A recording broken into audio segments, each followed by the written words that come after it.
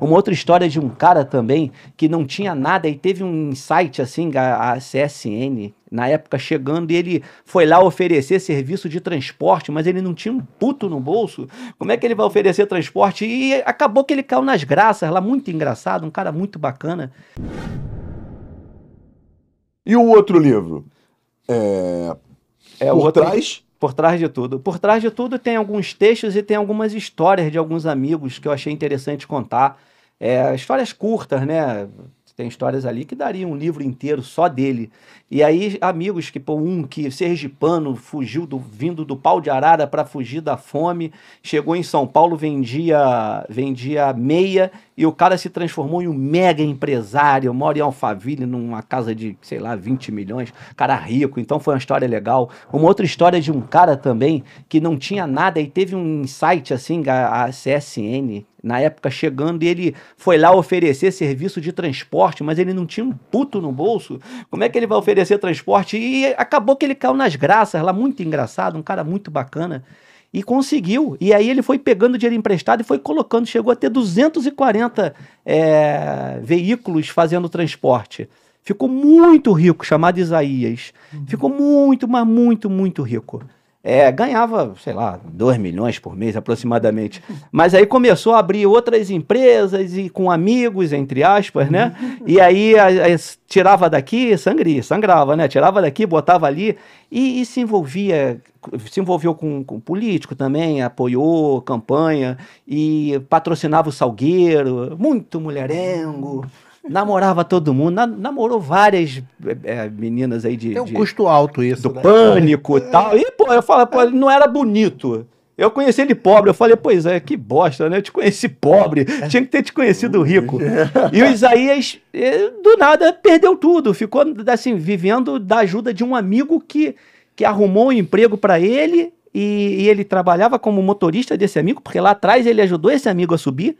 E esse amigo deu para ele um caminhão Vacol que ele também fazia serviço. Então o cara que ganhava 2 milhões caiu para 6, 7 e morreu na Covid com 56 anos.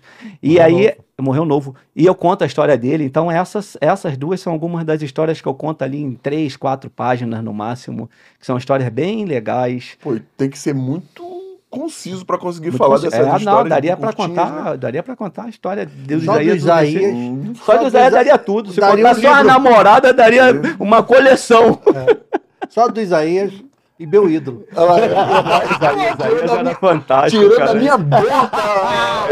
Fora do ar eu conto algumas das namoradas dele. Fora do ar eu por falo. Por muito algumas. pouco! Pô, por que eu não conhecia o Isaías? Mandava Salgueirão. Ia perder tudo também. Ainda bem que não tem nada, o meu é todo amarrado. Ainda bem. No Salgueiro, Isaías era rei. Ainda bem que tu não conheceu o Isaías. Maluco. E tem a ideia de escrever outros? Tem alguma coisa escrita, guardado? Como é que tá agora? Já tô começando a escrever um a ideia é fazer em forma de cartas. Mas agora é pensado para ser um livro mesmo, né?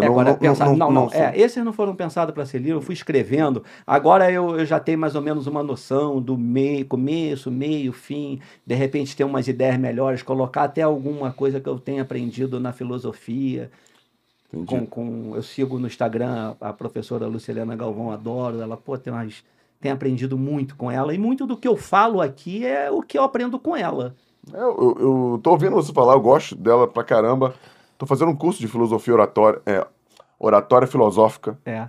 No Nova Acrópole? Nova Acrópole. Botafogo? Não, eu tô fazendo online. Tô fazendo online. Legal pra caramba. Tinha um aqui na Barra também, se eu não me engano. Eu não sei, eu comecei a estudar tem uns 4, 5 meses. Eu olhei na internet, tinha um aqui também, por aqui. Não sei se Downtown.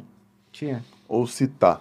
Mas todo dia eu tiro pelo menos 1 horinha, 2 horinhas pra eu ler. Quando eu saio daqui para ir para Nilópolis, eu não escuto mais música, eu coloco no YouTube, né? Que se qualquer um entrar e ver lá, eu vou ouvindo, volto ouvindo, e tem evoluído muito isso. Pô, não, isso é legal pra caramba. Faço isso também quando vou pra Vila Austrália, escutando podcast na ida e na volta. Eu faço isso. Boto só na velocidade 1,5. Já tá publicado Por Trás de Tudo? Tá Pela mesma editora? Pela mesma editora. Pô, E o terceiro eu vou fazer em forma de cartas, assim, cartas de um pai, é o pai relatando ali, eu já tenho essa ideia. né? Porque a gente é pai e às vezes deixa passar alguns detalhes, cartas de Deus, cartas do diabo e tal. Então a carta do diabo, tipo, pô, vocês estão agindo bem, é mais ou menos desse jeito aí, estão saindo bem, né?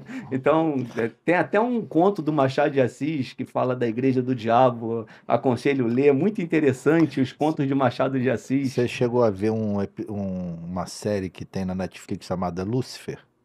Alguma parte, é porque é grande, né? É. Eu assisti alguns capítulos, sim. É muito maneiro. É muito maneiro. Porque você chegou a assistir? Então, o Lúcifer é um cara que ele veio pra cá, né?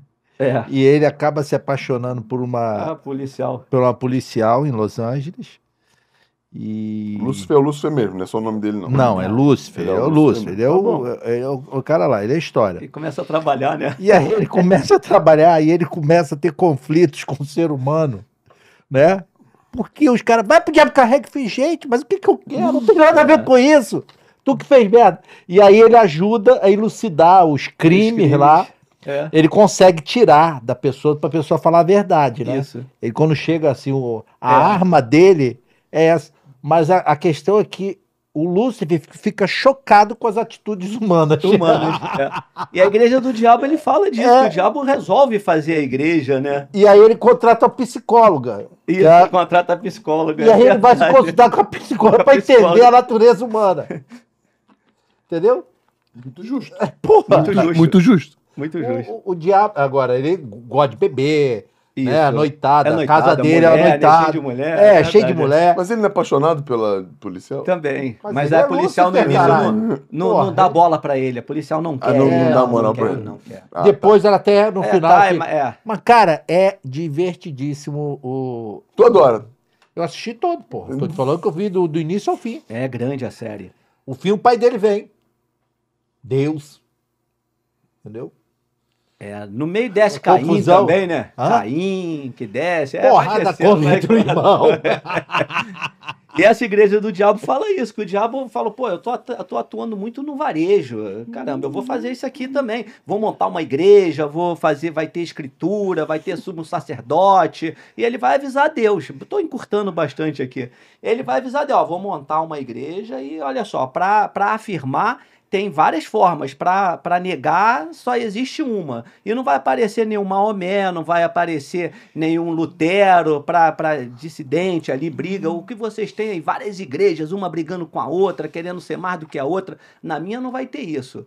E ele vai avisar Deus. Deus, pô, vai lá então, diabo. Ele fala, porque o ser humano é assim, é manto de veludo e franja de algodão. E desce, vai aos quatro cantos dizendo, olha, eu não sou tão ruim assim, porque tudo que vocês gostam, eu que dou. É o sexo, é o dinheiro, é o prazer, essas coisas todas que vocês dão muito valor, quem dá sou eu. Esse negócio de valores, de virtudes, isso aí tá por fora.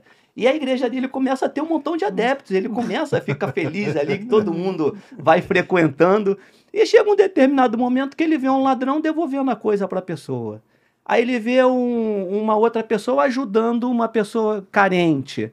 Até que ele chega ao cúmulo de ver o sumo sacerdote se confessando. Ele fala, não, calma aí.